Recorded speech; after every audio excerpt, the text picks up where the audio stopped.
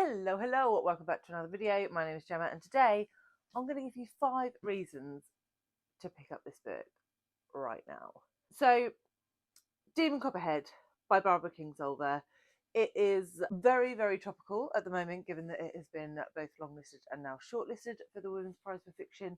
It is also a contender for the Pulitzer Prize and could also work its way onto the Booker Prize long list in the summer. And so everybody is talking about this, whether you are a literary prize follower or just a casual reader.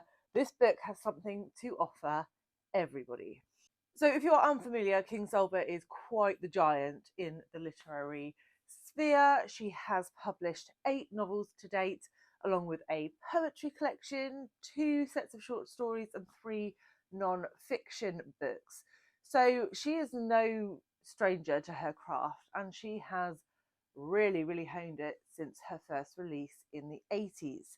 Not only has she won the Women's Prize before with her novel The Lacuna, she was also shortlisted for the Pulitzer Prize with her novel The Poisonwood Bible, which I do have a solo review for, FYI. I shall link it below. But why read this one? Why read her latest novel? Well, in my opinion, this is her greatest work to date, her magnum opus, shall we say. But I do have 5 very specific reasons why I think really everybody should be picking this book up. Reason number 1. This is, without a shadow of a doubt, the best first-person narrative I have ever read. So in this, we are following a young boy demon, and we are very much seeing the world through his eyes. From the very first line, first, I got myself born, to the very end, we see Demon grow and face what look like unconquerable challenges, and just the way that Kingsolver, a woman in her sort of later years, has put across the voice of a young boy so expertly, it just blows my mind, quite frankly. We we are following this boy through his entire childhood and adolescence. So the way that she is able to move with that, within that dynamic within our character, is just phenomenal, and I have never read a book quite like it. Reason number 2, character growth. Character growth. We all like to see it. We all like to see our characters change and evolve from the start to the end of a book, and that is really what Kingsolver does well.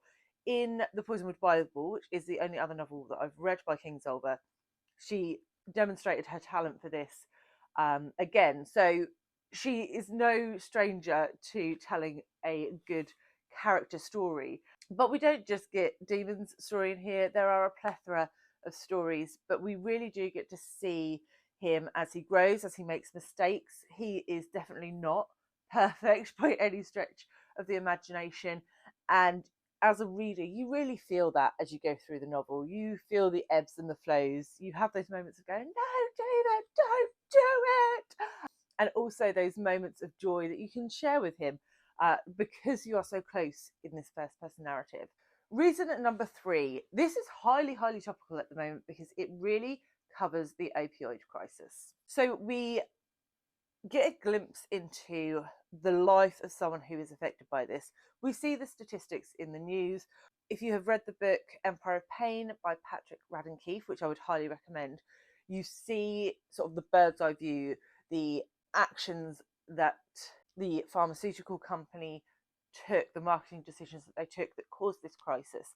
You see lots of stats. You see the stress on the health system.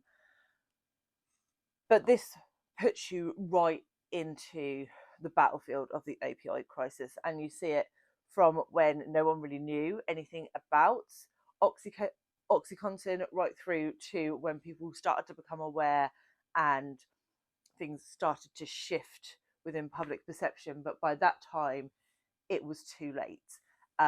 So it really just hones in on that personal experience of the opioid crisis and brings it very close to home. And so that is another reason why I really think this book is really important to read at the moment. Reason number 4, you get stories within this story. this, yes, this is the story of Demon, but we see so many other characters and their stories come to light through Demon's eyes.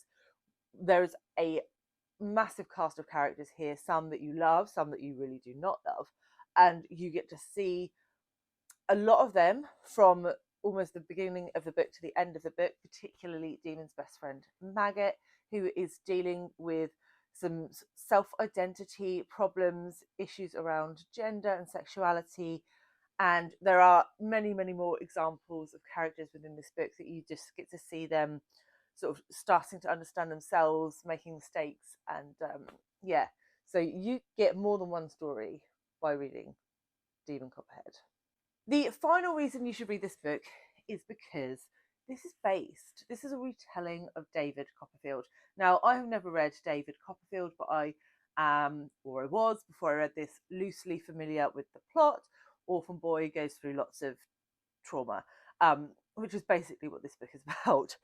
But the fact that society really hasn't changed very much from the Victorian era when Dickens wrote David Copperfield to 2022 when Barbara Kingsolver wrote Demon Copperhead, and obviously into 2023 is quite frankly disgusting. Orphans, the foster system, the way we support the poor, none of that has really changed. Nothing.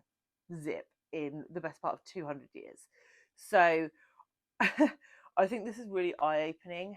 And also, though I haven't read it, obviously because it is a Dickens retelling, there are some little Dickensian Easter eggs in here, I have been reliably informed. So if Dickens is your thing, then you're going to get something out of this. If Dickens is not your thing, then you are just going to love this for all of the other reasons that I have mentioned. So I would love to know in the comments if I have convinced you to pick up this book, because this is, without a shadow of a doubt, the best book I have read this year, probably the best book I have read in a while. So yes, give it a go. I will leave my review for Poisoned Bible here if you just want more Kingsolver love, and I will see you very soon with another one. Bye guys.